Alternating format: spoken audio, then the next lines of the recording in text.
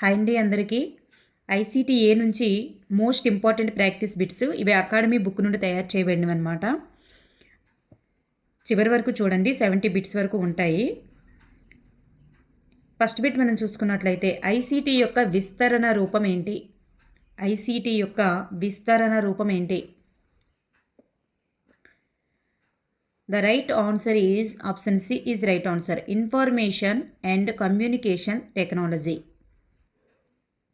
Next one, భావ ప్రసారం చేయగల, నిల్వ చేయగల, సృష్టించగల, నియంత్రించగల, విస్తరించగల సామర్థ్యం ఉన్న వివిధ సాంకేతిక సాధనాల వనరుల సముదాయాన్ని ఏమంటాం? The right answer is option A is right answer, ICT. ప్రత్యక్ష సాధనాలు కానివి ఏంటి అంటే లైవ్ ద్వారా అంటే సాధనాలు 2 రకాలు చెప్పారు కదా, ప్రత్యక్ష సాధనాలు. అందులో ఇది ఒకటనమాట.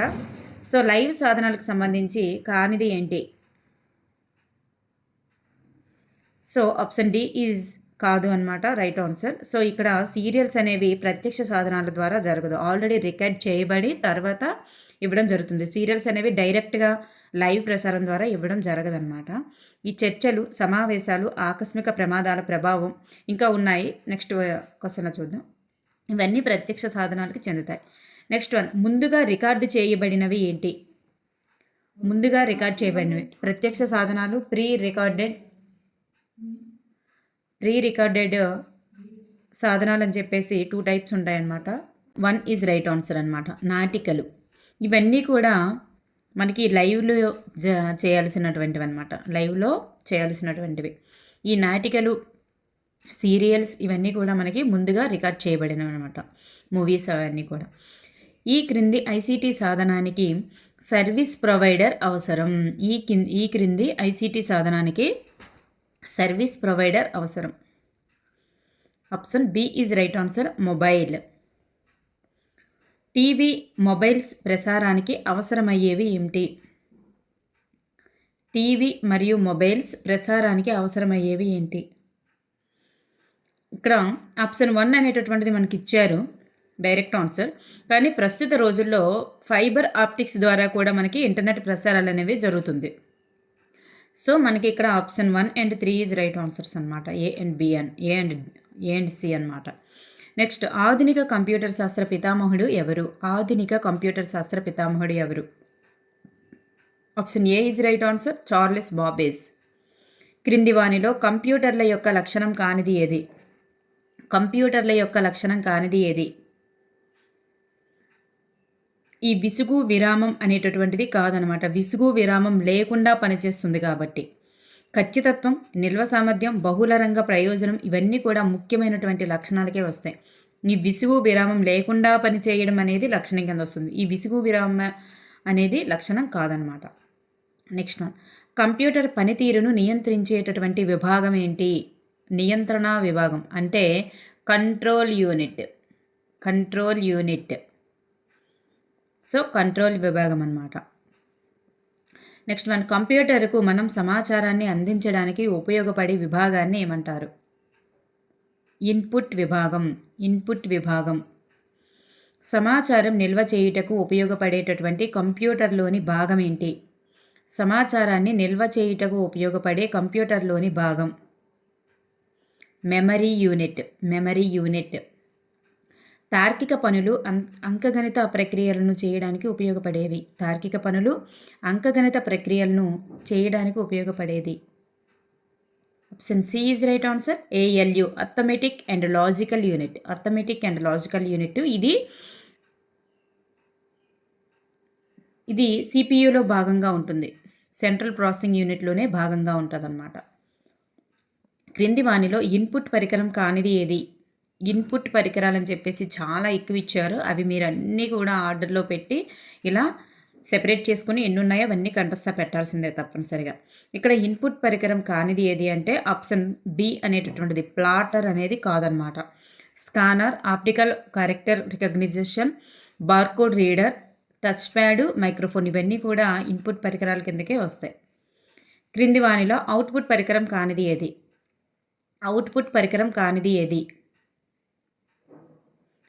ఆప్షన్ సి అనేటటువంటిది కాదనమాట. ఈ మౌస్ అనేది ఇన్పుట్ కాబట్టి, అవుట్పుట్ కిందకి రాదనమాట. ఈ మానిటర్, ప్రింటర్, స్పీకర్ ఇవన్నీ కూడా అవుట్పుట్ పరికరాలే.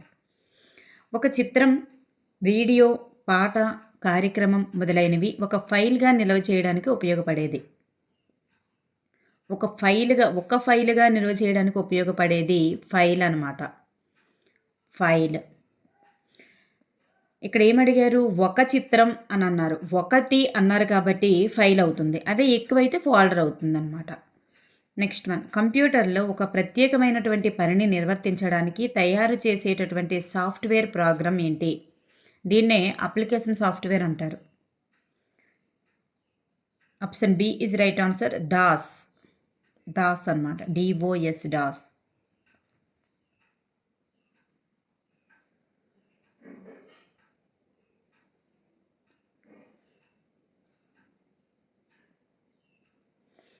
నెక్స్ట్ వన్, కంప్యూటర్లో శాశ్వతంగా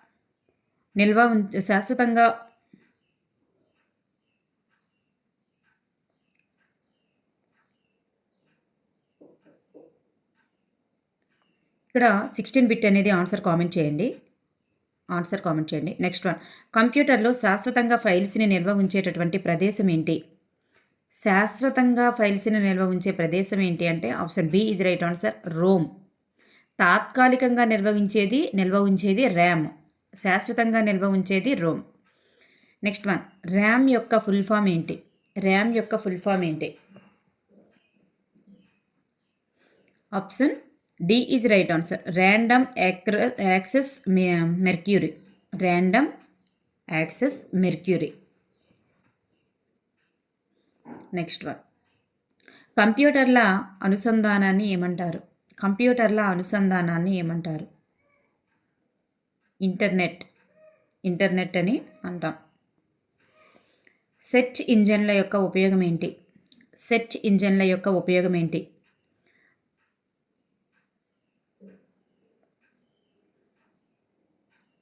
option A is right answer. మనకు కావలసిన సమాచారాన్ని పొందే విధానం తెలియనప్పుడు దీని సహాయంతో పొందవచ్చు అన్నమాట. సెర్చ్ ఇంజన్ సహాయంతో. ఇతర ప్రాంతాల నుండి సమాచారాన్ని టెక్స్ట్ రూపంలో పంపిణీ చేసేటటువంటి ప్రక్రియ ఏంటి? ఇతర ప్రాంతాల నుండి సమాచారాన్ని చాటింగ్. అమెజాన్, ఫ్లిప్కార్ట్ అనునవి దేనికి చెందుతాయి? ఈ కామర్స్కి చెందుతాయి. ఈ-కామర్స్. ప్రశ్నాపత్రాల తయారీ, లేఖలు, రిపోర్టులు, పట్టికలు, అగ్రిమెంట్లు మొదలైన వాటిని సులభంగా, అందంగా, ఆకర్షణీయంగా తయారు చేయడానికి ఉపయోగపడేది ఏంటి? వీటన్నింటినీ సులభంగా, అందంగా తయారు చేయడానికి ఉపయోగపడేది ఎంఎస్ వర్డ్. టెక్స్ట్ ఎడిటింగ్ అనగా option A is right answer. టెక్స్ట్ను మార్చే విధానం. ఫార్మేటింగ్ టెక్స్ట్ అనగా ఏంటి? అనగానేమి? Option B is right answer. Text యొక్క స్టైల్ని మార్చే విధానాన్ని ఫార్మేటింగ్ టెక్స్ట్ అంటారు. టెక్స్ట్ యొక్క స్టైల్ని మార్చే విధానం. ప్రింట్ తీయడంలో ఇమిడి ఉన్నటువంటి దశల క్రమం ఏంటి? ఇక్కడ ఆర్డర్లోనే ఉన్నాయన్నమాట ఇవి. Option A is right answer. File మెనూలో ప్రింట్ను క్లిక్ చేయాలి. ఫైల్ నేమ్ అని ఉన్న చోట ప్రింట్ పేరును ఎంపిక చేయాలి. ఆల్ కరెంట్ పేజ్ నెంబర్ దీంట్లో ఏదో ఒక దాన్ని ఎంచుకోవాలి. నెక్స్ట్ ఓకే క్లిక్ చేయాలి. So option A is right answer. మొబైల్లో ఉపయోగించే అప్లికేషన్ సాఫ్ట్వేర్ కానిది ఏంటి? అంటే విండోస్ అనేది కాదనమాట. ఇవన్నీ కూడా మొబైల్లో ఉపయోగించేటటువంటి application softwares. MX Player, Play Store, Candy Crush ఇవన్నీ కూడా మనం మొబైల్లో ఉపయోగించేటటువంటి అప్లికేషన్ సాఫ్ట్వేర్. మొబైల్లో ఉపయోగించేటటువంటి ఆపరేటింగ్ సిస్టమ్ కానిదేంటి? ఆండ్రాయిడ్ అనేది ఆపరేటింగ్ సిస్టమే, ఐఓఎస్ అనేది కూడా ఆపరేటింగ్ సిస్టమే, విండోస్ అనేది కూడా ఆపరేటింగ్ సిస్టమే. ఈ ఎంఎక్స్ ప్లేయర్ అనేది application software. So option B అనేది సరికాదు. క్రింది వానిలో సరికానిది ఏది? ఆప్షన్ డి అనేది సరికాదు. MU means memory unit. Memory unit. అంటే ఇది ఎక్కడ ఉంటుంది మనకి? ఇది కూడా సిపియులోనే ఉంటుందన్నమాట. ఏఎల్యు అంటే arithmetic and logical unit. CPU అంటే సెంట్రల్ ప్రాసెసింగ్ యూనిట్. కంట్రోల్ కాదు, సెంట్రల్ ప్రాసెసింగ్ యూనిట్. ఓసిఆర్ అంటే optical character recognition. Next one, ఒక చిత్రం అనున్నది కంప్యూటర్ పరిభాషలో ఏమని పిలుస్తాం? ఒక చిత్రం అనున్నది కంప్యూటర్ పరిభాషలో ఒక ఫైల్గా చెప్తామన్నమాట. నెక్స్ట్ వన్, ఓఎస్ఎస్ యొక్క ఫుల్ ఫామ్ ఏంటి?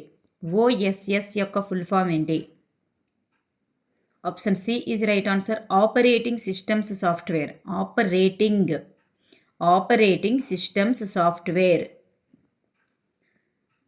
క్రింది వానిలో సరి అయినది ఏది? కొన్ని ఫైల్స్ యొక్క సముదాయాన్ని ఫోల్డర్ అంటాం. కంప్యూటర్ల అనుసంధానాన్నే నెట్వర్క్ అని అంటాం.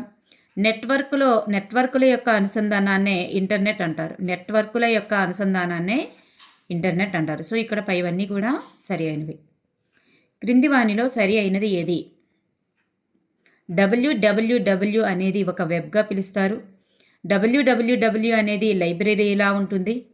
వెబ్ పేజీల మధ్య లింక్స్ అనేటటువంటివి ఉంటాయి.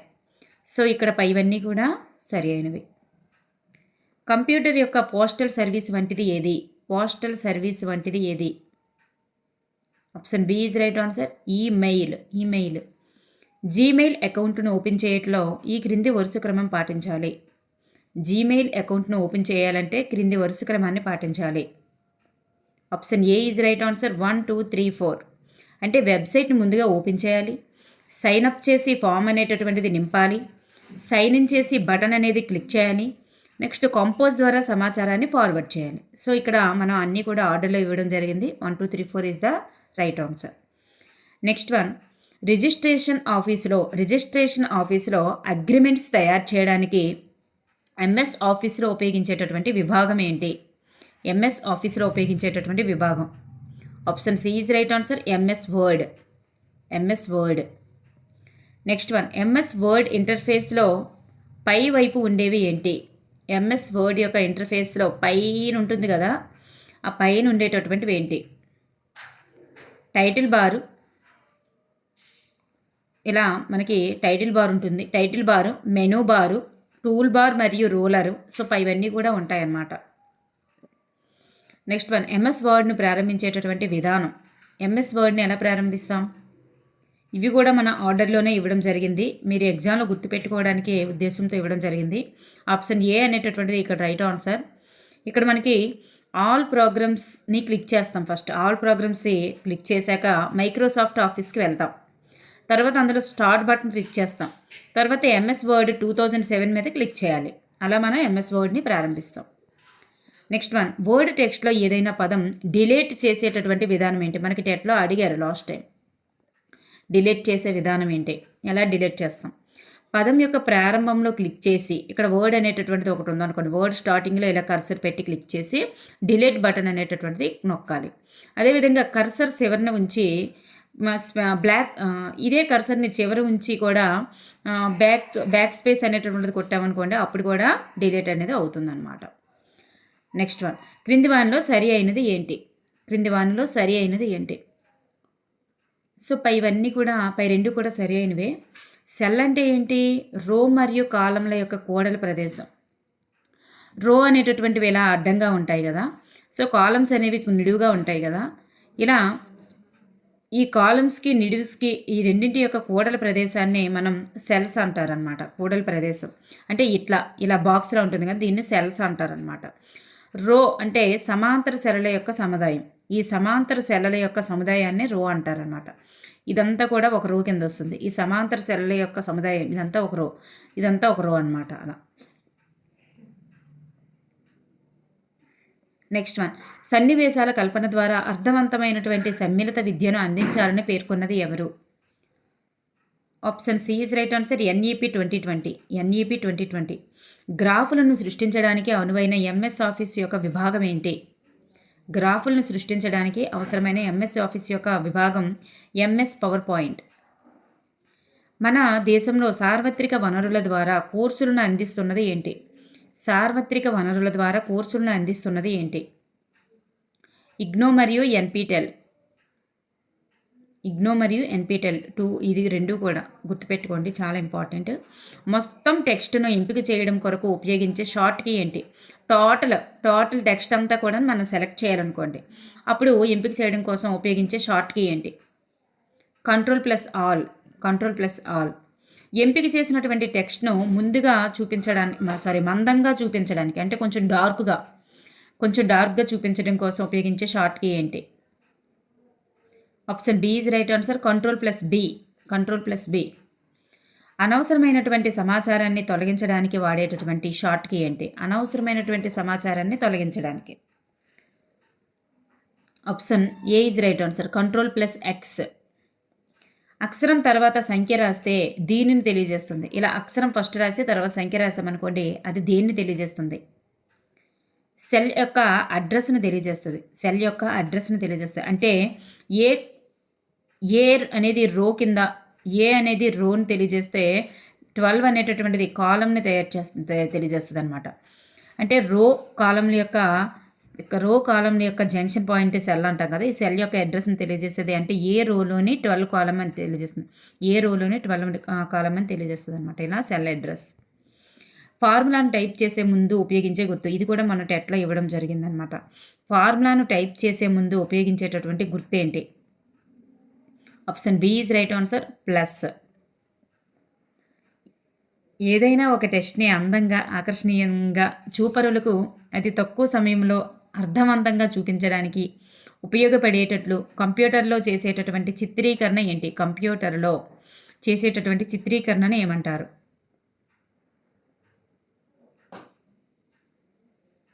దీన్నే option A is right answer. MS PowerPoint. OERs యొక్క ప్రయోజనం ఏంటి? ఇక్కడ మనకి డి ఈజ్ రైట్ ఆన్సర్. ఇక్కడ మనకి ఏబిసి అన్నీ కూడా మనకి రైట్ ఆన్సర్సే. ఉచితంగా వివిధ రూపాలలో లభించేటటువంటి డిజిటల్ వనరులు అనమాట. ఇవి ఉచితంగా లభిస్తాయి. చాలా చాలా ఇంపార్టెంట్. మూక్స్ అనేటటువంటివి మనకి ఉచితంగా లభించవు, కొంత డబ్బు చెల్లించాల్సి ఉంటుంది వాటికి, మూక్స్ ద్వారా అందించేటటువంటిది. కానీ ఓఈఆర్ఎస్ అనేటటువంటిది ఉచితంగా లభిస్తాయి, వివిధ రూపాల్లో లభించేటటువంటి డిజిటల్ వనరు అనమాట. ఇది ఎన్నిసార్లైనా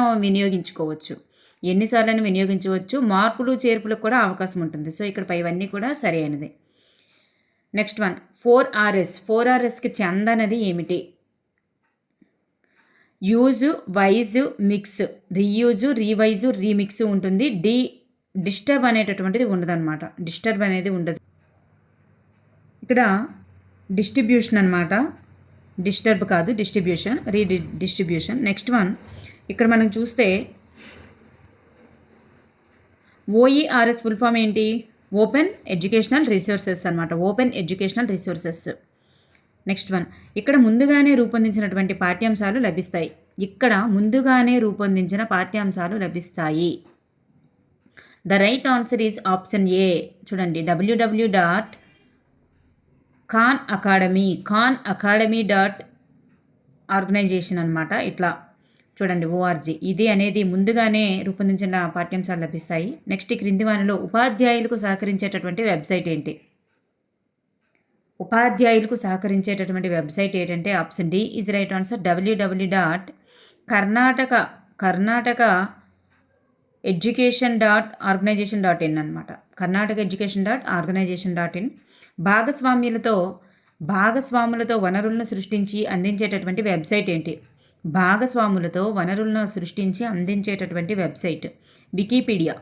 wikipedia.organization.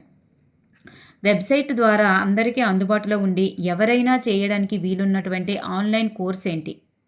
వెబ్సైట్ ద్వారా అందరికీ అందుబాటులో ఉంటుంది, ఎవరైనా చేయడానికి వీలున్నటువంటి ఆన్లైన్ కోర్సే మూక్ అనమాట. మూక్స్ అంటాం కదా, మూక్. క్రింది వానిలో చేతి ఉపకరణం కానిదేంటి? అంటే చేతిలో అందుబాటులో ఉంటూ నిత్యం ఆన్లైన్ ద్వారా మనకు కావాల్సిన సమాచారాన్ని తెలుసుకోవడానికి అవకాశంగా ఉండేదే చేతి ఉపకరణం, హ్యాండ్. అయితే ఈ డి అనేటటువంటిది కాదు, కంప్యూటర్ కాదు. అయితే అంతర్జాల వినియోగంలో ఆచార వ్యవహారాలు లేదా మర్యాదలు అనేటటువంటివి మనం తప్పనిసరిగా పాటించాలి. మనకు నచ్చినట్లుగా పోస్ట్ చేసేయడానికి ఆన్లైన్లో అవ్వదు. దానికి కొన్ని నియమ నిబంధనలు అనేటటువంటివి ఉంటాయి. వాటికి గల పేరేంటి? వాటినే మనం నెట్ క్వైన్స్ అంటాం. నెక్స్ట్ వన్, విద్యార్థులకు కోర్సులకు అనుగుణంగా తగిన మెటీరియల్తో పాటు వీడియోలు, ప్రశ్నలు, సందేహాలు, సమాధానాలకు వీలుగా ఫారంలు నిర్వహించేటటువంటి ఆన్లైన్ కోర్సుని ఏమంటాం? వీటన్నింటికి అనుగుణంగా నిర్వహించే ఆన్లైన్ కోర్స్ ఏదంటే మూక్స్.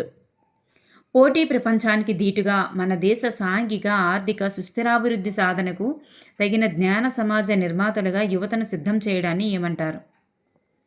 దీన్నే విజన్ అంటారు. చూడండి, విజన్. పోటీ ప్రపంచానికి ధీటుగా మన దేశ సాంఘిక, ఆర్థిక సుస్థిరాభివృద్ధి సాధనకు తగిన జ్ఞాన సమాజ నిర్మాతలుగా యువతను తీర్చిదిద్దడాన్ని విజన్ అంటారు. అందుబాటు, నాణ్యత, సమర్థతలను పాఠశాల వ్యవస్థలో పెంపొందించుటకై ఐసీటీ వనరులు మరియు కృత్యాలను వినియోగించుకోగలగడాన్ని మిషన్ అంటారు. విజన్కి మిషన్కి డిఫరెన్స్ గుర్తుపెట్టుకోండి. దీనిని మిషన్ అంటారు. నెక్స్ట్ వన్, పాఠశాలలకు కంప్యూటర్లు సరఫరా చేయబడినటువంటి ప్రోగ్రాం పేరేంటి? పాఠశాలలకి కంప్యూటర్లకి సరఫరా చేయబడింది. అది ఏ ప్రోగ్రాం ద్వారా సరఫరా చేయబడింది? Option C is right answer. Call program, call program. ఇంటర్నెట్తో అనుసంధానం చేయబడి అందరికీ ఆన్లైన్ క్లాస్ రూమ్ ద్వారా జరిపేటటువంటి బోధనను ఏమంటారు? ఇంటర్నెట్తో అనుసంధానించబడి అందరికీ ఆన్లైన్ క్లాస్ రూమ్ ద్వారా జరిపేటటువంటి బోధనను ఏమంటారు?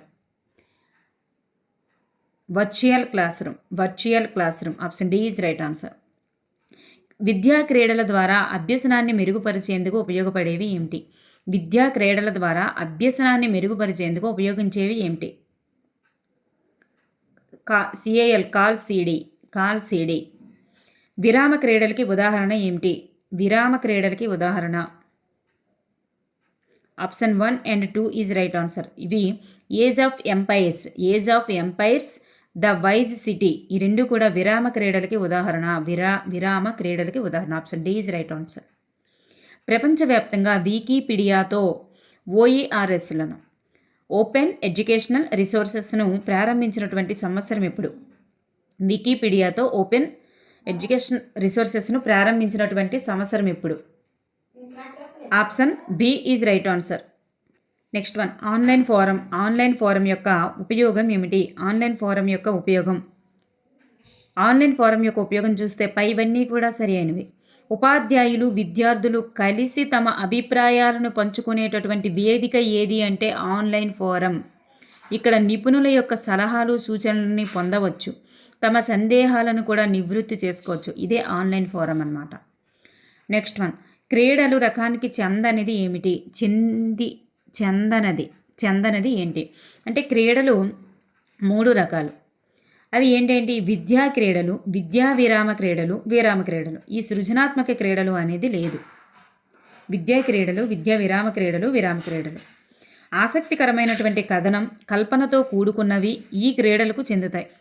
ఆసక్తికరమైనటువంటి కథనం, కల్పనతో కూడుకున్నవి ఈ క్రీడలకు చెందుతాయి. ఇవి మనకి విద్యా విరామ క్రీడలకి చెందుతాయి. విద్యార్థులకు వినోదంతో పాటు ఆసక్తిని, ఉత్సాహాన్ని కలిగించేవి ఏమిటి? వినోదంతో పాటు ఆసక్తిని, ఉత్సాహాన్ని రెండింటినీ కలిగించేవి ఏమిటి అంటే విద్యా క్రీడలు. www.course.organization అనేది ఇది దేనికి సంబంధించింది? ఉచిత కోర్స్ మెటీరియల్ యొక్క వెబ్సైట్ అనమాట. ఉచిత కోర్స్ మెటీరియల్ యొక్క వెబ్సైట్లు అనేవి మనకి 5 వరకు ఇచ్చారనమాట. గోండి మనకి ఇక్కడ ఇలా ఇవ్వడం జరిగిందనమాట. ఉచిత కోర్స్ మెటీరియల్ లేదా కోర్సులు లభించేటటువంటి వెబ్సైట్లు అని చెప్పేసి మనకి ఇక్కడ 4 ఇచ్చారనమాట. 4 ఇచ్చారు. ఈ 4 చూడండి. నెక్స్ట్, ఉపాధ్యాయులకు సహకరించే వెబ్సైట్ చెప్పాను కదా, కర్ణాటక education.organization.in అని. భాగస్వాములతో వనరులను సృష్టించే వెబ్సైట్ వికీపీడియా. అలాగే కొన్ని సాఫ్ట్వేర్లు PHET simulations, next mind software etcetera అని చెప్పేసి ఇచ్చారు. ఇది గుర్తుపెట్టుకోండి. Thank you everyone.